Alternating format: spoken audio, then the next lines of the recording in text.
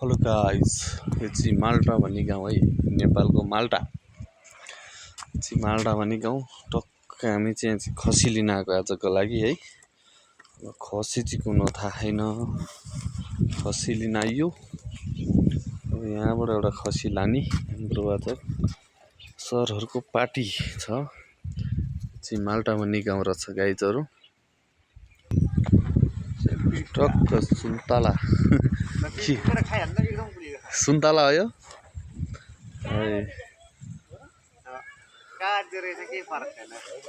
माल्टा माल्टा होइन कि गाउँ, नेपालको माल्टा गाउँ।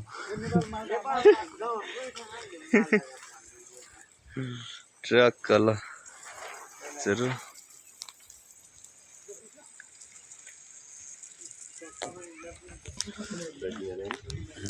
खसी चाहिँ बडा मानको छ है, ठुलो।